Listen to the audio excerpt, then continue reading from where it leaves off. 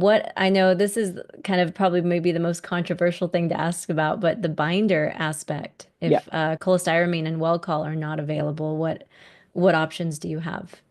Yeah, so I just want to also mention with the cholestyramine and Welchol, it's not always just about accessibility. It's also sometimes about tolerance. Oh, There are sure. some people that are super sensitive and are really, I would say, hepatically challenged, Mhm. and really just even tiny amounts. And it's more about because it's so effective. It's nothing to do with the drug itself, but it's very effective. And so I think the issue is it pulls out so much toxin from tissues and cells that some people just cannot kind of cope with that, at least early on.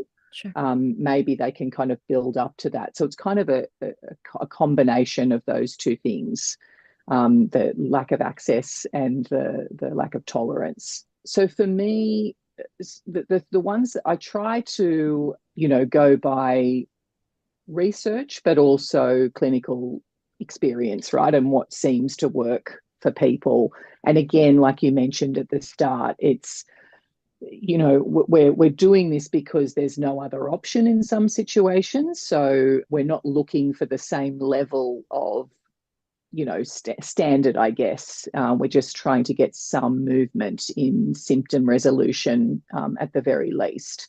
So what I would the ones that I guess there's research, evidence to show their effectiveness would be ground okra. So there's a few different products where you can get okra in ground form, in a supplement form. The study that I recall, I don't know when it was from, mentioned a 15% effectiveness as compared to cholestyramine. And that was a human study, so that's pretty good when you Yeah. consider that Welchol is 25% as effective as cholestyramine. So it's, even though 15% probably sounds not great, it is actually pretty good. The other ones, as far as I'm aware, the majority of studies on the other binders are mostly from livestock and not human studies, which is obviously not as good. But I find clinically that they do work, just not as in the same kind of ballpark as the prescription binders. So these would be things like activated charcoal, bentonite clay. There is a review study that was done in 2022 of lots of livestock through the food that the livestock are eating. But if we assume, and maybe it's a big assumption, but if we assume that it's at least cleaning up what's in the gut, then I think the numbers from that study was something like 80 something percent absorption capacity for the activated charcoal and 60 something percent for the bentonite clay, for that same measurement. So they were reasonably, but there's no comparison to cholestyramine in this situation. It's more just what's the capacity for absorption. So I do find that they're effective, just not in the same way, like I said, and they take a lot longer to have the same effect, if ever. Maybe they don't even ever have the same resolution, but you do get some resolution,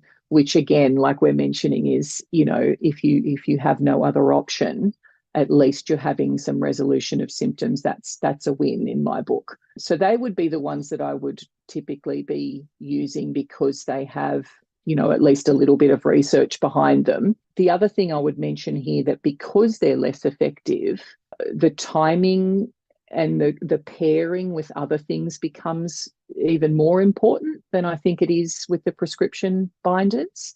So timing the binders around food, pairing them with bile movers, bitters and things that are going to be, helping that bile move. So then the binders have something to bind to, pairing them with activities that will help to mobilize toxins, whether it's glutathione or sauna or coffee enemas or castor oil packs, whatever, lymphatic massage, whatever it is that, we know can help to mobilize. Doing those kind of combinations becomes much more important than it is with cholestyramine, because it's just super effective on its own. it's great if you can also do the timing then, but I don't think it's as important. Yeah, that's what I would say about binders.